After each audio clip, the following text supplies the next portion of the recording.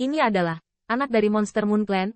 Tunggu sebentar, bagaimana bisa pedang bundar bulan darah itu ada di tangannya? Tidak mungkin bagi ayahnya untuk mengambil dua pedang bulan iblis menjadi satu. Dan baju brokat ini. Ada orang yang tersembunyi di balik lengan baju ini. Kenapa mereka di sini? Tanda seru. Raja Dewa Zerg dan Qin Yichen saling memandang dengan kaget.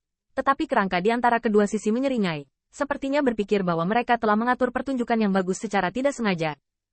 Mati. Kedua belah pihak telah terdiam untuk waktu yang lama. Dan melihat bahwa Raja Dewa Zerg yang memimpin. Dia bertekad untuk membunuh. Jika masalah ini rusak, maka dia benar-benar tidak akan bisa berdiri. Raja Dewa Zerg juga kembali ke akal sehatnya. Mengetahui bahwa Qin Yichen telah diseret keluar dari ruang dan waktu. Mungkinkah leluhur hitam mengirimnya untuk mengawasinya dari ruang dan waktu? Tanda seru. Saya melihat bahwa di belakang Zerg Rache God King seperti kaki laba-laba, dan bahkan lebih seperti tulang sayap. Aku menembus langsung ke lengan Yao Yuekong, dan dengan pik ringan, Qin Yichen ditarik keluar. Pernyataan yang meremehkan ini seperti pencarian tubuh, tetapi mengandung kekuatan tanpa akhir. Bahkan itu tidak sebanding dengan kekuatan Kaisar. Iblis Yuekong tidak dapat menghentikannya, dan brokat langit tidak dapat menghentikannya. Hei, ras manusia. Haruskah kau membiarkan leluhurmu melihat? Anak dan cucu mereka juga telah menjadi anjing leluhur berkulit hitam. Tanda seru. Raja Dewa Zerg mencibir dengan dingin. Dan yang membuat Yao Yuekong semakin ketakutan adalah bahwa dia sebenarnya tidak bisa melihat gunung dan kerangka ini. Tidak hanya Demon Yuekong, tetapi Qin Yichen diseret keluar dari lengan Celestial Broket saat ini. Dan tolakan waktu dan ruang juga memengaruhi mereka. Dia berjuang keras untuk melawan, tetapi masih tidak bisa menahan gemetar. Dan Qin Yichen juga menemukan bahwa dalam persepsinya sendiri, gunung biasa ini tidak ada sama sekali.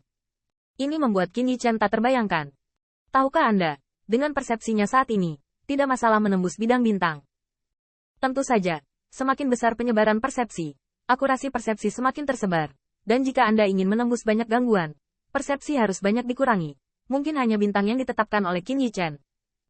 Tetapi ini juga cukup untuk menjelaskan bahwa dengan persepsi Qin Yichen saat ini, bagian gunung dan sungai berbintang ini, dan aliran air Zerg, bagaimana mereka meringkik dan apa yang mereka lakukan, dia dapat dengan jelas melihatnya. Sayangnya, tidak ada gunung seperti itu.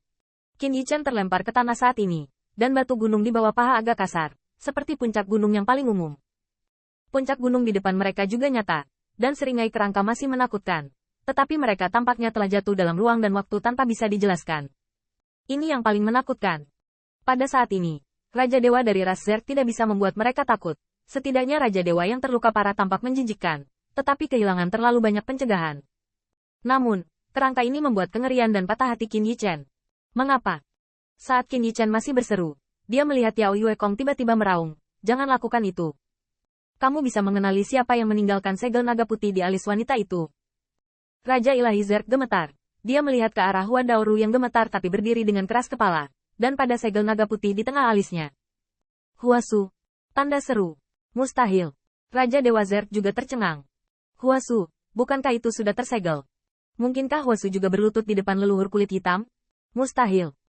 Jika Huasu bersedia berlutut di atas leluhur hitam, maka dia tidak perlu ditekan. Kamu, dari masa depan. Kapan kamu datang? Raja Dewa Zerg memahami bahwa di masa depan, Huasu akan melihat langit lagi. Tetapi dalam sekejap, Raja Dewa Zerg jatuh ke dalam kecurigaan tanpa akhir. Mengapa Huasu bisa hidup kembali? Tanda seru. Seperti apa alam semesta di zaman semut ini?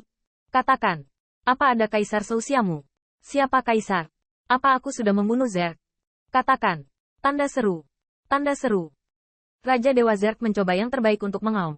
Jika semut ini datang dari masa depan, maka mereka tahu masa depan Zerg dari mulut mereka. Tetapi pada saat ini, melihat murid iblis Yuekong berkedip, dia dengan cepat bangkit dan meletakkan Qin Yichen di lengan bajunya. Kamu Zerg, tentu saja masih terkurung di sini. Ketika Raja Zerg melihat ini, tulang sayap langsung menyerang Demon Moon, yang terakhir mengelak, dan hanya bersembunyi di balik kerangka, dan mulai dengan Zerg King di sekitar pilar. Apa yang kamu lakukan? Bunuh aku. Zergmu juga di penjara. Daripada berkelahi dan membunuh, kamu harus duduk dan bicara.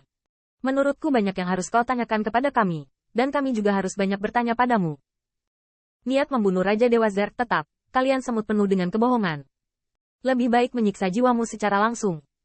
Yao Yuekong bersembunyi lagi karena apa yang disebut unta kurus itu lebih besar dari seekor kuda. Bahkan jika Raja Zerg dipukul dengan keras saat itu, dia masih bisa membunuhnya. Namun, dapat dilihat bahwa Raja Dewa Zerg jelas khawatir bahwa dia secara tidak sengaja telah melukai kerangka itu. sehingga iblis Yue Kong yang bersembunyi di balik kerangka itu memiliki kesempatan untuk bernafas. Jika kamu benar-benar berani membunuh kami, apakah kamu akan begitu terkejut saat melihat Dao Yin Huaxu? Wow! Tulang sayap Raja Dewa Ras Zerg tertegun di langit di atas roh surgawi iblis Yue Kong. Niat membunuhnya dihentikan, tetapi dia tidak berhenti.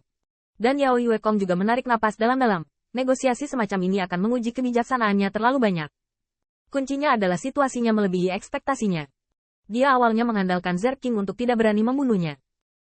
Tetapi siapapun yang ingin memiliki kerangka ekstra yang dapat dengan mudah menarik mereka keluar dari ruang dan waktu, maka mungkin Raja Dewa Zerg yang tampaknya bersekongkol dengan kerangka ini, berani membunuh mereka. Setelah Yao Yue Kong menghirup udara dalam puluhan juta tahun yang lalu, dia langsung berteriak, "Kamu telah melihat orang di lengan bajuku." Patriark klan Changman saat ini, klan Kaisar Ke. Yah, itu adalah klan Shen Kue. Klannya lahir dari Kaisar Langit dan sekarang menjadi klan Kaisar Ke. Salah satunya adalah penatua tertinggi dari klan Kaisar Ke. Yang lainnya adalah putri yang paling dicintai oleh patriark kontemporer. Dan menantu laki-laki. Gadis kecil dari klan Huaxu adalah keturunan dari Huaxu yang diajar dan berpengalaman secara pribadi. Serta tetua agung dari klan Kunpeng.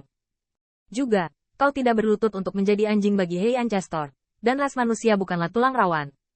Sebelum masalahnya jelas, mengapa repot-repot melawan dan membunuh? Adapun aku, kamu tahu. Aku melarikan diri dari surga. Putra Baize menyelamatkanku. Sekarang, apakah kamu ingin bertarung? Yao Yue Kong langsung ke pokok bahasan, dan pertama-tama melakukan identitas orang-orangnya, agar Raja Dewa Zerg cemburu. Tentu saja, dia tahu bahwa kecuali Hua Dao Rou, tidak ada orang lain yang membuat Raja Dewa Zerg merasa cemburu. Bagaimanapun, di mata Raja Dewa, Kaisar adalah semut yang lebih besar, belum lagi tingkat Raja Dewa, yang disebut berat patriark dan tetua tertinggi. Tidak mungkin Kaisar pergi ke sana. Perang dengan Raja Dewa. Namun, setelah Yao Yue Kong mengertakkan gigi, dia memutuskan untuk bertaruh. Karena dia tidak percaya pada dunia ini, ada makhluk yang lebih menakutkan daripada nenek moyang kulit hitam.